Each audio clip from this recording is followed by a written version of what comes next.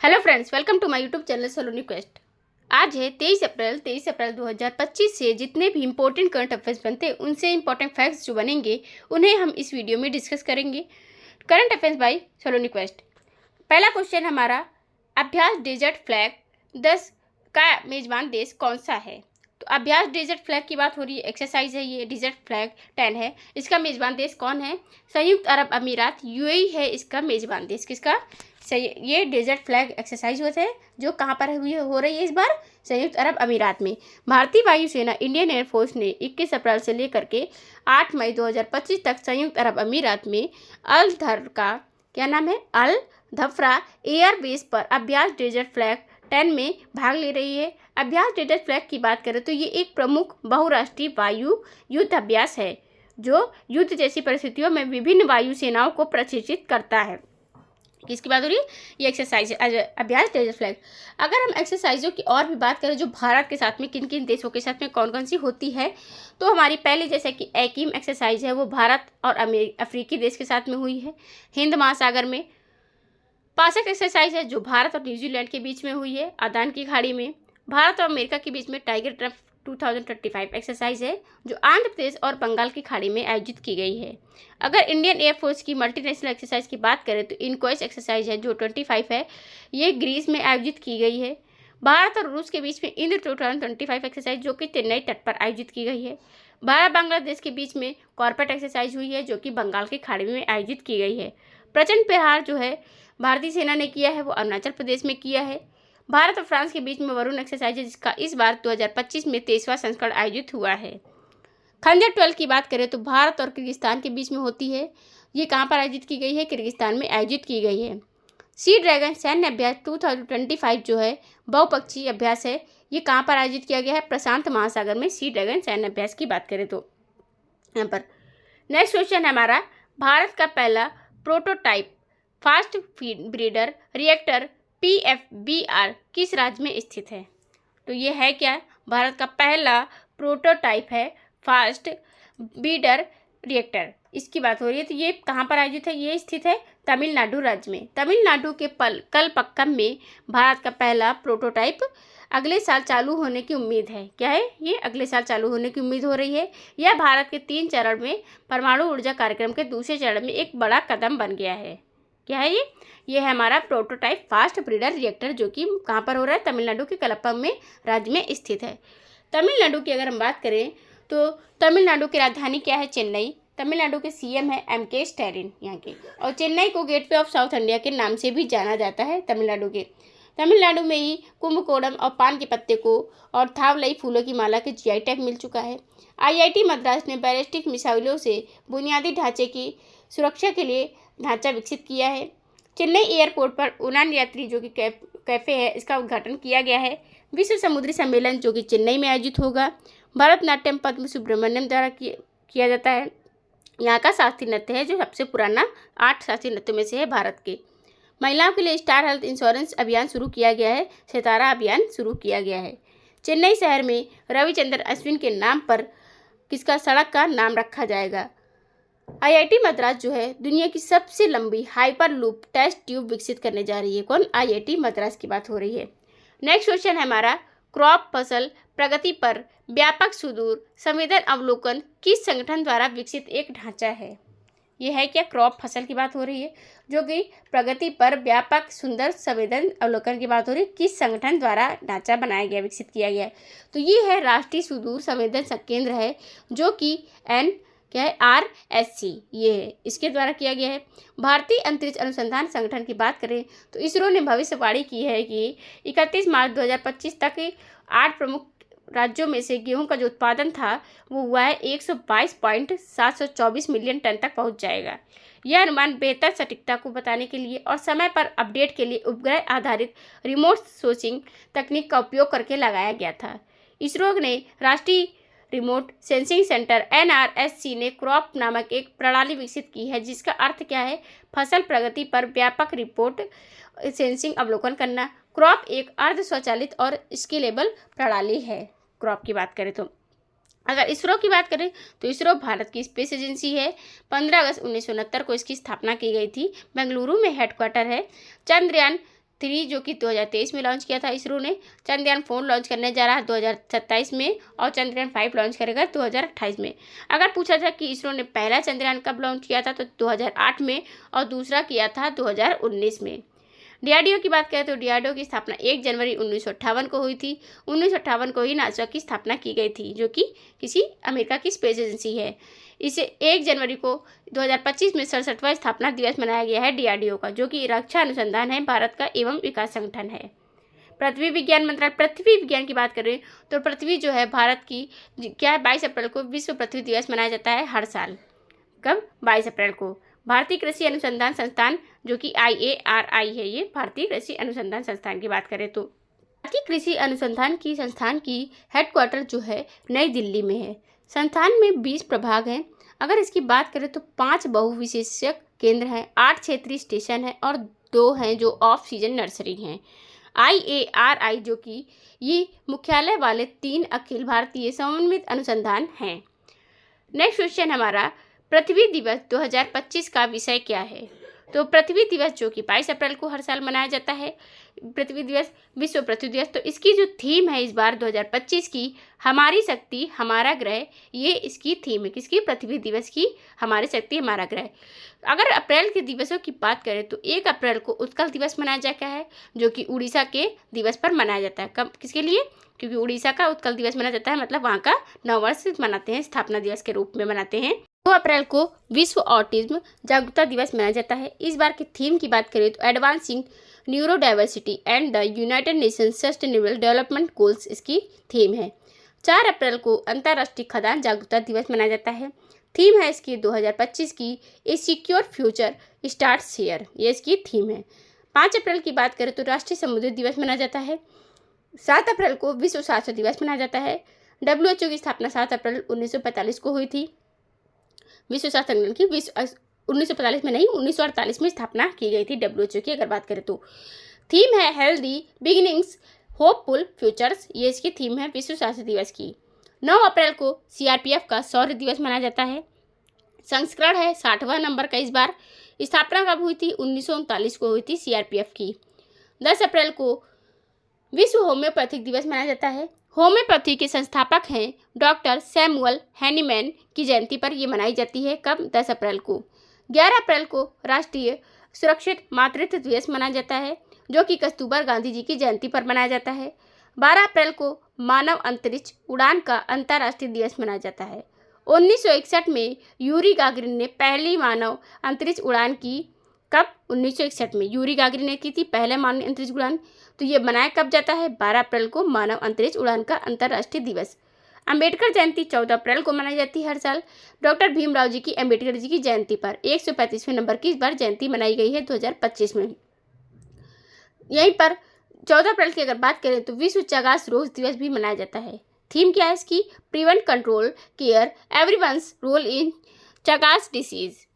14 अप्रैल को ही विश्व कला दिवस मनाते हैं। थीम है इसकी art for unity and healing. क्या है? Art for unity and healing. विश्व कला दिवस 14 अप्रैल को मनाया जाता है। बात करें तो 18 अप्रैल को क्या मनाया जाता है? जैसा कि 18 अप्रैल को विश्व विरासत दिवस मनाया जाता है। कौन सा? विश्व विरासत दिवस। हाल ही में खबरों में रहा INS चेन्नई है, जो भारतीय नौसेना के किस श्रेणी में जहाज का हिस्सा है? ये क्या बात हो रही है? खबरों में रहा है जो INS है चेन्नई, वो भारतीय नौसेना के किस श्रेणी के जहाज का हिस्सा है? तो ये कोलकाता क्लास जो है इसका हिस्सा है। किसका? कोलकाता क्लास का हिस्सा है INS चेन्नई भारतीय नौसेना के, जो कि खबरों में रहा है वर्तमान में। भारतीय नौसेना ने जहाज INS चेन्नई और INS केसरी ने अफ्रीका इंडिया की मैरीटाइम एंगेजमेंट एक्कीम 2025 के समुद्री चरण के दौरान अभ्यास और visit board search and seizure VBSS अभ्यास सफलतापूर्वक कर लिया है। INS की बात करें तो चेन्नई और प्रोजेक्ट 15A के तहत कोलकाता श्रेणी के स्टील गाइडेड मिसाइल विध्वंसक का तीसरा और अंतिम जहाज है ये। अब यहाँ पे अगर हम कोलकाता की बात करें चेन्नई की, तो कोलकाता किसकी राजधानी है? पश्चिम बंगाल की राजधानी है कोलकाता। यहीं की CM की बात करें तो कौन है पश्चिम बंगाल की? ये हैं ममता बनर्जी जी। पश्चिम बंगाल में 8वें ग्लोबल व्यापार सम्मेलन का उद्घाटन ममता बनर्जी ने किया है। पूर्वी रेलवे जोन का हेडक्वार्टर अगर बात करें तो ये कहाँ पर है? कोलकाता में शहर में स्थित है। भारत बांग्लादेश संयुक्त नदी जो आयोग की तकनीकी समिति की बैठक है कोलकाता में हुई है। पश्चिम बंगाल का जो बाउल नृत्य है वो एक प्रकार के लोक गायक कलाकार करते हैं। यूनेस्को ऑफ लिटरेचर की बात करें तो इसका दर्जा मिला है किसको, कोलकाता शहर को। यहीं पर टोटल जीआई टैग कितने हो चुके हैं, 33 मिले। किन किन को है जीआई टैग, नोले गुडर संदेश को मिल चुका है जीआई टैग, बारुईपुर अमरूद को मिला है, और कामार पुकुर सबका सफ़ेद बोंदे को भी जीआई टैग मिल चुका है। जीआई टैग की बात करें, यहीं पर मोतीचूर के लड्डू को भी जीआई टैग मिला है। किस मंत्रालय ने वन नेशन वन पोर्ट प्रक्रिया ONOP की शुरू की है, वन नेशन वन, इसकी बात हो रही है, किसकी प्रक्रिया शुरू की है, तो बंदरगाह और जहाज रानी ने शुरू किया है। क्या किया है, बंदरगाह जहाज रानी ने इसकी शुरुआत की है, जो कि मंत्रालय है ये वन नेशन वन पोर्ट प्रक्रिया की शुरुआत करी है। किसने, बंदरगाह और जहाज रानी की बात हो रही है। अब अगर इसकी बात करें हम तो केंद्रीय बंदरगाह जो जहाज रानी है, जलमार्ग मंत्री ने एक राष्ट्र एक बंदरगाह प्रक्रिया है शुरुआत करी है। इसका उद्देश्य क्या है, भारत के जो प्रमुख बंदरगाह हैं उनका संचालन और मानकीकृत करना। यह पहल जो है दस्तावेजीकरण से विसंगतियों को दूर करना, अक्षमताओं को कम करती है, लागत कम करती है और देरी को कम करती है। मंत्रालय ने कंटेनर संचालन दस्तावेजों को 33% घटा कर किया है। नेक्स्ट क्वेश्चन है हमारा, किस संस्था ने त्रैमासिक गृह मूल्य सूचकांक HPI जारी किया है, तो भारतीय रिजर्व बैंक जो कि भारत का केंद्रीय बैंक है, क्या है, भारतीय रिजर्व बैंक भारत का केंद्रीय बैंक है, इसने क्या किया है, ये लॉन्च किया है गृह मूल्य सूचकांक, मतलब इसकी HPI को जारी किया है, त्रैमासिक 3 माह की गृह मूल्य सूचकांक को जारी किया है। RBI ने 27 फरवरी 2025 को 2024-25 तिमाही के लिए अपना त्रैमासिक हाउस प्राइम इंडेक्स HPI की बात करें तो जारी कर दिया था। कब, अखिल भारतीय HPI में Q3 2024 और 5 की बात करें तो इसमें 3.1% की वृद्धि हुई है। कितने परसेंट की, 3.1 मतलब 3.1% की वृद्धि की गई है, जो पिछले 3 माहों में अगर बात करें तिमाही में 4.3% और एक साल पहले 3.8% से कम है। डेटा की बात करें तो 10 शहरों की बात करें तो अहमदाबाद, बेंगलोर, चेन्नई, दिल्ली, जयपुर, कानपुर, कोच्चि, कोलकाता, लखनऊ और मुंबई के लेन देन पर ये आधारित डेटा है। RBI की बात करें, RBI की स्थापना 1 अप्रैल 1935 की हुई थी। RBI के गवर्नर बन गए हैं अभी 26वें नंबर के, जो कि संजय मल्होत्रा जी बन चुके हैं। इसके पहले कौन थे, शक्तिकांत दास जी 25वें नंबर के। अभी संजय मल्होत्रा है यहाँ के गवर्नर की बात करें। अगर यहाँ पे हम जारी इंडेक्सों की बात करें तो इंडेक्स में जो भारत देश है कौन से नंबर पर है इंडेक्स में, ये भारत अभी ग्लोबल फायर पावर इंडेक्स की बात करें तो इसमें है 4थे नंबर पर। ग्लोबल फायर पावर में, अर्थव्यवस्था रैंकिंग में 5वें नंबर पर, जलवायु जोखिम में 6ठे नंबर पर, भ्रष्टाचार में 96 नंबर पर, लॉजिस्टिक प्रदर्शन सूचकांक में 38 नंबर पर, और एडलमैन ट्रस्ट बैरोमीटर की बात करें तो ये है 4थे नंबर पर। एडलमैन ट्रस्ट बैरोमीटर 4थे नंबर। विश्व भविष्य कौशल सूचकांक की बात करें तो ये 25वें नंबर पर है। हैंडले पासपोर्ट में 80 नंबर पर, साइबर हमलों के मामले में 2रे नंबर पर है। भारतीय प्रतिभूति जैसे कि और विनिमय बोर्ड की बात करें तो इनके सेबी के अध्यक्ष कौन है, ये अध्यक्ष बन चुके हैं सेबी के इस टाइम वर्तमान में तुहिन कांता पांडे। कौन बने हैं सेबी के अध्यक्ष, तुहिन कांता पांडे सेबी के अध्यक्ष बन चुके हैं। मनन कुमार मिश्रा जो है बार काउंसिल ऑफ इंडिया के 7वीं बार लगातार अध्यक्ष बने हैं। मनन कुमार पांडे मिश्रा की बात हो रही है पांडे। और यहीं पर बात करें तो नीति आयोग की स्थापना 2 जून कब हुई थी, 1 जनवरी 2015 को हुई थी। इसके अध्यक्ष कौन है, प्रधानमंत्री नरेंद्र मोदी जी।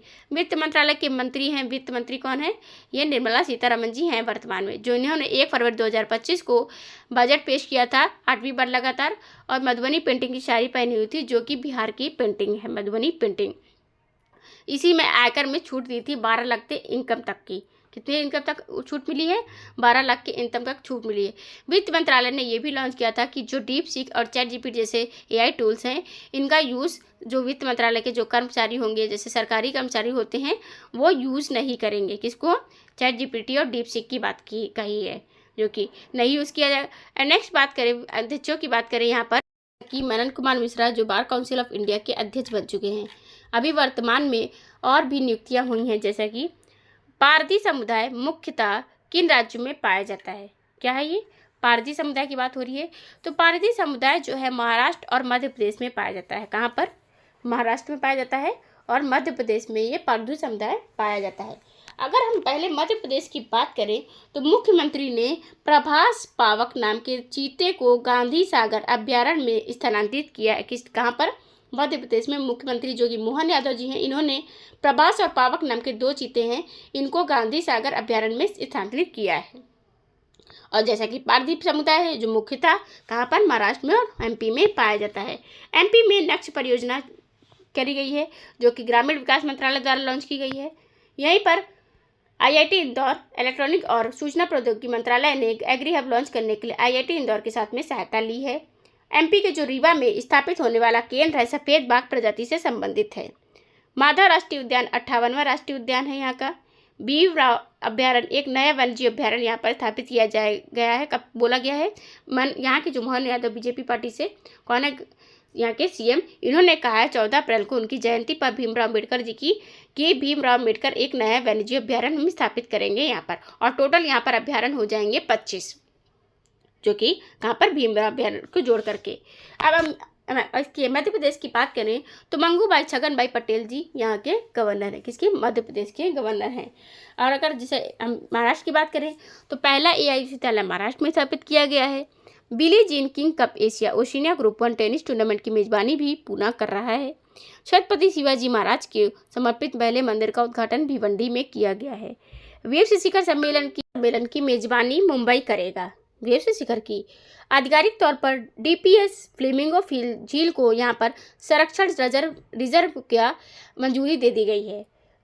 यहाँ पर बात करें तो माइंडफुलनेस इंडिया समिट का आयोजन जो कि मुंबई में हुआ था। पुणे में ही एशिया आर्थिक वार्ता का आयोजन किया है। 8वें नंबर की जो एशिया आर्थिक वार्ता का आयोजन कहाँ पर किया गया है? पूना महाराष्ट्र में किया गया है। मुंबई और नागपुर है महाराष्ट्र की राजधानी है। देवेंद्र फडणवीस यहाँ के सीएम हैं जैसा कि। और गवर्नर की बात करें तो सीपी राधाकृष्णन है यहीं पर, जो कि जिसको मुंबई को 7 टापुओं का शहर भी कहा जाता है और इकोनॉमिक कैपिटल भी कहा जाता है। हाल ही में खबरों में रही नियोनेटल सेप्सिस नामक जो बीमारी है ये किस प्रकार की है? ये बीमारी एक रक्त संक्रमण है। कैसी है बीमारी? रक्त संक्रमण बीमारी है जो कि किसकी बात करें? नियोनेटल सेप्सिस नामक एक बीमारी है ये। अब बात करें तो लैंसेट ग्लोबल हेल्थ के एक अध्ययन में पाया गया था कि सेप्सिस से पीड़ित जो 1/3 से अधिक नवजात शिशु हैं उनकी मृत्यु हो सकती है। किससे?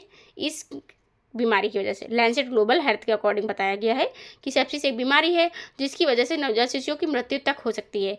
और नवजात शिशुओं की अगर बात करें तो ये 90 दिनों में से कम जो उम्र के शिशु होते हैं उनमें होने वाला रक्त संक्रमण है, मतलब ब्लड में एक डिसीज है, बीमारी है जो ई कोली, लिस्टेरिया और स्टेप्टोकोकस जैसे बैक्टीरिया के कारण होता है। इसी अगर बात करें तो शुरुआत में ही 72 घंटों के भीतर और देर से शुरू होने वाले 3 दिनों के बाद में इसका पार्टिसिपेट किया गया है।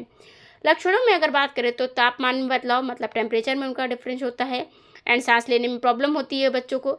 दस्त शामिल है इसी में।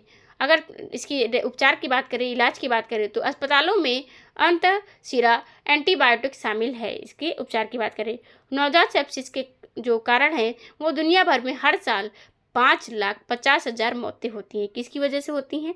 सेप्सिस के कारण की बात हो रही है, जिनमें से लगभग 1/4 मौतें भारत में होती हैं। इंडोर शॉटपुट में 16 मीटर पार करने वाली पहली भारतीय महिला कौन बन गई हैं? इंडोर शॉटपुट की बात हो रही है जिसमें 16 मीटर पार करने वाली भारत की पहली महिला कौन बनी है? ये बन गई हैं कृष्णा जयशंकर जी। टेक्सास में अध्ययन करती हुई ये 22 वर्षीय मतलब 22 साल की हैं भारतीय एथलीट हैं कृष्णा जयशंकर ने एक नया भारतीय इंडोर शॉटपुट रिकॉर्ड बना लिया है। इन्होंने अल्बुकर्क में mountain west indoor track and field champion में 16.303 मीटर की थ्रो हासिल कर ली है। इन्होंने पूना राव राणे द्वारा बनाए गए 15.54 मीटर के पिछले भारतीय जो इंडोर अगर रिकॉर्ड की बात करें उनको तोड़ दिया है। कृष्णा ने कांस्य पदक जीता है जिससे उन्हें अंतिम दौर में जगह मिली है। उन्होंने कोलोराडो स्टेट की मकायला लॉन्ग को पीछे छोड़ दिया जिन्होंने 15.98 मीटर थ्रो किया था। किसको पीछे छोड़ा है? ये मकायला लॉन्ग को पीछे छोड़ दिया है। इन्होंने किया था पहले 15.98 मीटर थ्रो, अब इन्होंने तो कर दिया, लेकिन जैसा कि कृष्णा जयशंकर ने कर दिया है 16.03 मीटर, एक ज़्यादा हो गया इनसे, एक क्या मतलब परसेंट पॉइंट में कुछ ज़्यादा है, जिसे वह ये जो है चौथे स्थान पर पहुंच गई हैं। कौन? मकायला लॉन्ग की बात हो रही है। लेकिन भारत की जो इंडोर शॉटपुट में 16 मीटर पार करने वाली पहली भारतीय महिला बन गई हैं कृष्णा जयशंकर, ये बन चुकी हैं। अगर अभी हम बात करें तो अंडर नेक्स्ट क्वेश्चन है हमारा, प्रोजेक्ट लायन के तहत किस वन्यजीव अभ्यारण्य को आधिकारिक तौर पर एशियाई शेरों के लिए दूसरा निवास स्थान घोषित किया गया है, ये बात हो रही है। तो प्रोजेक्ट लायन के तहत है ये बरदा वन्यजीव अभ्यारण्य है। क्या है? बरदा वन्यजीव अभ्यारण्य जिसको बात कर रहे हैं, इसके तहत आधिकारिक तौर पर जो एशियाई शेर हैं उनको दूसरे स्थान पर घोषित किया गया, स्थान पर, निवास स्थान पर। प्रोजेक्ट लायन के तहत बरदा डूंगर अभ्यारण्य को दूसरा निवास स्थान घोषित किया गया। बरदा वन्यजीव अभ्यारण्य जो है ये अब तक के 6 वयस्क और 11 शावक सहित 17 शेर रहते हैं। बरदा को शेरों के निवास स्थान के रूप में स्थापित करने का विचार जो है 1993 में जनसंख्या और आवास व्यवहारकर्ता मूल्यांकन कार्यशाला के दौरान प्रस्तावित किया गया था। 15 अगस्त 2020 को लॉन्च किए गए प्रोजेक्ट लायन का उद्देश्य जो था एशियाई शेरों की आबादी को संरक्षण और विस्तार करना है, मतलब उन्हें बढ़ाना है। 10 साल की इस परियोजना का जो बजट है वो 2,927.71 मतलब 71 करोड़ रुपए है। कितना? 71 करोड़ रुपए है। यह आवास प्रबंधन की अगर बात करें तो सामुदायिक भागीदार पर केंद्रित है। किस पर? सामुदायिक भागीदार पर केंद्रित है। अगर यहाँ पर बात करें जो प्रोजेक्ट लायन है, चीतों का भी प्रोजेक्ट शुरू किया है किसने? प्रधानमंत्री नरेंद्र मोदी जी ने। ये लाए कहाँ जाते हैं? ये दक्षिण अफ्रीकी देश हैं, वहाँ से लाए जाते हैं लायन, क्योंकि भारत पे लायन है नहीं लेकिन वहाँ पर लायन ज़्यादा हैं, तो वहाँ से लायन और चीते लाए जाते हैं। किसी अफ्रीका की बात करें, और ये प्रोजेक्ट लायन के तहत जो वन्यजीव अभ्यारण्य है ये कौन सा है? बरदा वन्यजीव अभ्यारण्य घोषित किया गया है। नेक्स्ट बात करें, भारत के महाराष्ट्र जिले में स्थित है। कहाँ पर? भारत के महाराष्ट्र जिले में वर्धा, जो ये है वर्धा जिला है, यहीं पर बरदा वन्यजीव अभ्यारण्य स्थित है। यह बोरबांग के जल निकासी बेसिन के क्षेत्र को घेरता है। ये कहाँ? महाराष्ट्र में। महाराष्ट्र की राजधानी मुंबई और नागपुर है यहाँ पर। और हिंगानी जो ये क्या है? हिंगानी के पास में स्थित है। हिंगानी एक शहर है, मतलब ये भी इसका पास का पड़ोसी शहर है यहीं पर। नेक्स्ट क्वेश्चन की बात करें, किस मंत्रालय ने आदर्श महिला अनुकूल ग्राम पंचायत पहल शुरू कर ली है? तो पंचायती राज मंत्रालय है, इन्होंने क्या शुरू कर ली है? आदर्श ग्राम, जो कि आदर्श महिला अनुकूल ग्राम पंचायत पहल शुरू की है मंत्रालय। अब पंचायती राज मंत्रालय 5 मार्च 2025 को नई दिल्ली में आदर्श महिला हितैषी ग्राम पंचायत पहल की शुरुआत की। इसका उद्देश्य ये है स्थानीय शासन में महिलाओं की भागीदारी, सुरक्षा और नेतृत्व को बढ़ाना। यह पहल अंतर्राष्ट्रीय महिला दिवस 2025 समारोह का हिस्सा है। किसका? अंतर्राष्ट्रीय महिला दिवस कब मनाया जाता है? 8 मार्च को हर साल मनाया जाता है। ऐसी रिलेटेड एक्शन इसकी थीम है। पूरे भारत में प्रत्येक जिले में एक आदर्श पंचायत का चयन किया गया है। महिला समृद्धि योजना कहाँ पर आयोजित की गई, शुरू की गई है? ये है कहाँ पर? दिल्ली में शुरू की गई है महिला समृद्धि योजना। पंचायती राज मंत्रालय, ग्रामीण विकास मंत्रालय और गृह मंत्रालय, ये सब मंत्रालय हैं। गृह मंत्रालय के गृह मंत्री जो हैं अमित शाह जी, जो कि सहकारिता मंत्री भी हैं।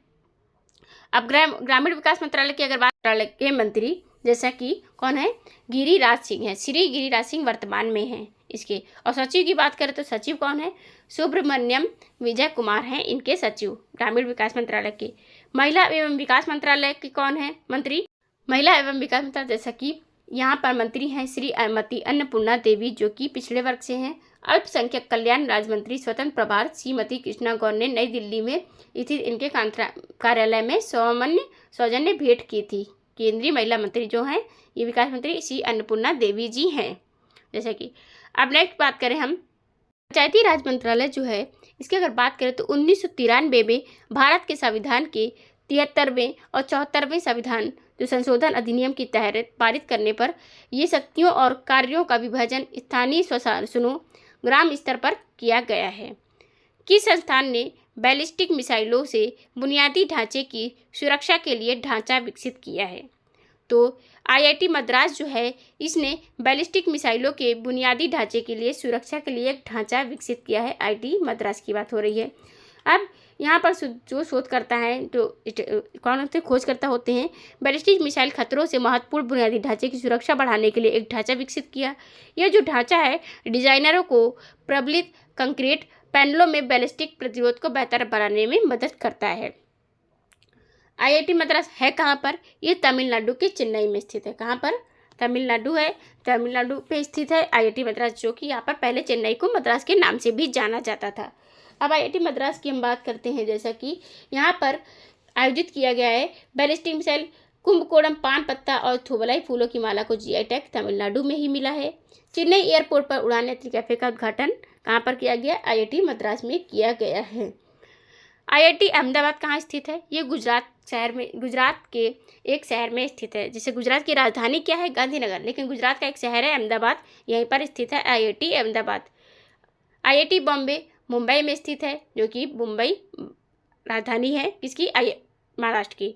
IIT रुड़की भी है। IIT कानपुर, जो कि कानपुर में स्थित है। IIT कानपुर की बात करें। अब यहाँ पर गुजरात की नेक्स्ट क्वेश्चन है हमारा, माउंट एरेबस हाल ही में समाचारों में देखा गया है, किस महाद्वीप में स्थित है? ये क्या है? ये माउंट एरेबस है, जो कि अंटार्कटिका में देखा गया। कहाँ पर, किस महाद्वीप में स्थित है? ये अंटार्कटिका का महाद्वीप में स्थित है माउंट एरेबस। भारत में टोटल जैसे कि 7 महाद्वीप, दुनिया में मतलब महाद्वीप कितने हैं? टोटल 7 हैं। सबसे बड़ा महाद्वीप है कौन है? एशिया महाद्वीप सबसे बड़ा है। फिर उत्तर अमेरिका, फिर दक्षिण अमेरिका है, फिर नेक्स्ट वो थे 7 महाद्वीपों में से एशिया, अफ्रीका, उत्तरी अमेरिका, दक्षिणी अमेरिका, अंटार्कटिका और यूरोप और ऑस्ट्रेलिया, ये सारे 7 महाद्वीप हैं। जैसा कि क्रम वाइज अगर बात करें जो साइज के अकॉर्डिंग, एशिया सबसे बड़ा महाद्वीप है। एशिया का सबसे बड़ा देश कौन सा है? चीन है। चीन की मतलब एशिया की सबसे बड़ी नदी की अगर बात करें तो वो तांगशी नदी है, जो कि कहाँ पर है? वो भी चीन में स्थित है, एशिया में ही स्थित है। और अगर यूरोप की बात करें तो यूरोप का सबसे बड़ा देश कौन सा है? तो यूरोप का सबसे बड़ा देश है रूस। किसका? यूरोप का सबसे बड़ा देश रूस है। नेक्स्ट क्वेश्चन है, हाल ही में कौन सा देश है जो दुनिया की सबसे बड़ी नौसेना रक्षा प्रदर्शनी ईरो नोवेल 2024 की मेज़बानी करेगा? किया था, किसने किया था? इसकी मेज़बानी की बात हो रही है। तो ये मेज़बानी जो है किसने की थी? फ्रांस ने की थी। इसकी मेज़बानी कौन सा देश है? फ्रांस। फ्रांस की राजधानी पेरिस, यहीं पर यूनेस्को का हेडक्वार्टर भी है। जो दुनिया की प्रमुख नौसेना और रक्षा प्रदर्शनी है 4 से 7 नवंबर 2024 को पेरिस में आयोजित की गई थी। कहाँ पर की गई थी? ये अभी 2025 है। ये यूरो नेवल एक्सरसाइज 2024 की कहाँ पर की गई थी? नवंबर में 2024 में, जो कि फ्रांस में पेरिस में उसकी राजधानी में की गई थी। इसमें 5 महाद्वीपों के लगभग 500 प्रदर्शक जो हैं वो शामिल हुए थे। ब्राज़ील, अमेरिका, UK और जर्मनी सहित 13 देश अपने अपने राष्ट्रीय मंडप को आयोजन करेंगे। भारत उन 104 देशों में से एक है जिन्हें इस प्रमुख नौसेना रक्षा व्यापार शो में भाग लेने के लिए आमंत्रित किया गया है। किसको? भारत की बात हो रही, आमंत्रित किया गया है। चीन की राजधानी है बीजिंग, फ्रांस की है पेरिस, भारत की है नई दिल्ली और रूस की राजधानी है मॉस्को। रूस की रोसकॉस्मोस एक स्पेस एजेंसी भी है। व्लादिमीर पुतिन यहाँ के राष्ट्रपति हैं। किसके? रूस की बात करें तो रूस और भारत के संबंध हमेशा से सही अच्छे रहे हैं। इंद्र एक्सरसाइज भारत और रूस के बीच में होती है, जिसकी 2025 में अभी 2025 में की गई है, चेन्नई के तट पर की गई है। और भारत और फ्रांस के बीच में वरुण गरुण शक्ति एक्सरसाइज होती हैं। चीन के साथ में भारत की जो एक्सरसाइज है एक हाथ में हाथ एक्सरसाइज होती है चीन के साथ बात करें तो। अब भारत के साथ में अगर किर्गिस्तान की बात करें तो किर्गिस्तान की एक्सरसाइज है जो कि खंजर 12 है, इस बार 2025 में किर्गिस्तान में आयोजित की गई है। हाल ही में केरल सरकार ने किस कक्षा के छात्रों के लिए E-क्यूब हिंदी लैंग्वेज लैब शुरू करी है? तो केरल सरकार की बात करें तो 5 से लेकर के 7 के जो क्लास के बच्चे होते हैं इनके लिए क्या शुरू किया है केरल ने? ये शुरू की है हिंदी E-क्यूब हिंदी लैंग्वेज लैब शुरू करी है। केरल राज्य सरकार की बात हो रही है, हिंदी की E-क्यूब लैंग्वेज। अब केरल की राजधानी क्या है? यहाँ की तिरुवनंतपुरम। पिनराई विजयन यहाँ के CM हैं। केरल के सामान्य शिक्षा विभाग ने कक्षा 5 से लेकर के 7 छात्रों को हिंदी सरलता में सीखने में मदद के लिए E-क्यूब हिंदी लैंग्वेज लैब शुरू किया है। Kite KITE Kerala infrastructure and technology for education द्वारा विकसित ये लैब मौजूदा E-क्यूब इंग्लिश लैंग्वेज लैब की तरह है। एक इंटरैक्टिव वातावरण प्रदान करती है।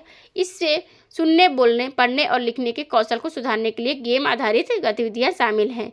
छात्र अपनी आवाज़ रिकॉर्ड कर सकते हैं और गतिविधियों को ऑडियो या वीडियो प्रारूप में सहज करते हैं, जबकि एनिमेटेड वार्तालाप उनके आत्मविश्वास को बढ़ाते हैं और शिक्षक अलग लॉगिन के माध्यम से छात्र की प्रगति की निगरानी कर सकते हैं और प्रभावी तरीके से सीखने के लिए फीडबैक प्रदान भी कर सकते हैं कि मतलब अगर कोई मिस्टेक करते हैं तो फीडबैक भी टीचर्स दे सकते हैं। केरल की बात करें तो केरल में ही एंड प्राउड परियोजना शुरू की गई थी। किसके लेकर के? क्योंकि वहाँ पर जितनी भी एक्सपायर हुई दवाइयाँ हैं उनको क्या है इकट्ठा करके नष्ट कर दिया जाएगा। केरल राज्य की बात करें, केरल में ही कुक्करहली झील है। वेम्पनाड नाइट झील कहाँ पर है? केरल में ही स्थित है। कोच्चि है जो अरब सागर की रानी केरल की कहा जाता है। किसको? कोच्चि को कहा जाता है। करीम पूजा वन्यजीव अभ्यारण्य है। यहीं पर एराविकुलम राष्ट्रीय उद्यान भी है जो कि यहाँ का सबसे बड़ा राष्ट्रीय उद्यान है। सरकार ने जैसा कि 5 से 7 छात्रों के लिए 5 से 7 क्लास के मतलब कक्षा की बात हो रही है, ये हिंदी लैंग्वेज शुरू की है, लैब शुरू कर दी है। ये साइलेंट वैली नेशनल पार्क है। ये टोटल 14 जिले कहाँ पर है? केरल में ही आयोजित। केरल अपना जो बॉर्डर है 2 राज्यों से शेयर करता है। किन किन राज्यों से? जैसे कि कर्नाटक से, और किसे शेयर कर रहा है? ये तमिलनाडु से अपना बॉर्डर शेयर करता है केरल राज्य की अगर बात करें तो। नेक्स्ट क्वेश्चन है हमारा, हाल ही में भारत के जो प्रधानमंत्री हैं इन्होंने उड़ान योजना के तहत उत्तर प्रदेश के किस जिले में एक नए हवाई अड्डे का उद्घाटन किया है? किसने किया है? जो कि सहारनपुर में किया गया है। ये किसका है? यूपी का एक जिला है सहारनपुर, जहां पर प्रधानमंत्री नरेंद्र मोदी जी ने उड़ान योजना के तहत उत्तर प्रदेश के जिले में हवाई अड्डे का उद्घाटन किया है। उत्तर प्रदेश की राजधानी है लखनऊ, जिले हैं 75। यहीं पर दुधवा नेशनल पार्क है एकमात्र। नवाबगंज पक्षी अभ्यारण्य है। हमारे प्रधानमंत्री नरेंद्र मोदी की हम बात करें तो इनको अभी तक टोटल 22 अवार्ड मिल चुके हैं प्रधानमंत्री जी को। Grand commander of the order of the standard star end of the Indian ocean, जो कि कहाँ से मिला है? मॉरिशस से इनको राष्ट्रीय सम्मान मिल चुका है 2025 में। मॉरिशस में 12 मार्च को राष्ट्रीय दिवस में मॉरिशस के गए थे प्रधानमंत्री नरेंद्र मोदी जी मुख्य अतिथि रूप के बनकर, क्योंकि मॉरिशस ने इन्वाइट किया था। जैसा कि हमारे भारत में हर साल इन्वाइट किया जाता है, तो भारत में आए थे इस बार 2025 में प्रभावो सुबियांतो, जो कि किसके राष्ट्रपति हैं? कहाँ के? इंडोनेशिया के आए थे मुख्य अतिथि के रूप में। इसी तरह अगर इनकी बात करें प्रधानमंत्री नरेंद्र मोदी जी को, तो order of Mubarak al Kabeer Kuwait के सम्मान से सम्मानित किया गया 2024 में। The order of excellence Guyana में किया गया इनको सम्मानित 2024 में। ऑनरेरी ऑर्डर ऑफ फ्रीडम ये भी सम्मानित किया गया कहाँ पर? बारबाडोस में 2024 में। अब नेक्स्ट क्वेश्चन की बात करें तो झील किवू जो समाचारों में देखी गई थी कि किन 2 देशों के बीच में स्थित है? क्या है? ये झील किवू की बात हो रही है। तो ये किन देशों के बीच में स्थित है? डेमोक्रेटिक रिपब्लिक ऑफ कांगो और रवांडा के बीच में स्थित है। किसी भी 2 देश हैं, ये अफ्रीकी देश हैं। डेमोक्रेटिक रिपब्लिक ऑफ कांगो है जो कि कांगो नदी के किनारे बसा हुआ है। कौन सा? डेमोक्रेटिक रिपब्लिक की बात हो रही है। एंड एक रवांडा देश है। यह दोनों देशों के बीच में स्थित है। कौन सी झील है? किवू झील स्थित है। इसी को लेकर के इन दोनों देशों के बीच में विवाद भी रहा है। किसके बीच में? इन दोनों देशों में, रवांडा और कांगो की बात करें, रिपब्लिक ऑफ कांगो में। चाड और नाइजर ये भी देश है। मिस्र जो कि किसका? अफ्रीका का देश है ही। मिस्र के अब्दुल फतेह अल सीसी जो 2023 में भारत में आए थे मुख्य अतिथि के रूप में। 2026 कब में आए थे? 2023 में आए थे। 2024 में कौन आया था भारत में? 2024 में आए थे इमैनुअल मैक्रोन जो कि फ्रांस के राष्ट्रपति हैं। 21-22 में भारत में कोई भी मुख्य अतिथि के रूप में नहीं आया था। हे गाइस, आपको वीडियो कैसी लगी है? अगर वीडियो अच्छी लगी हो तो कमेंट बॉक्स में कमेंट करके जरूर बताइएगा।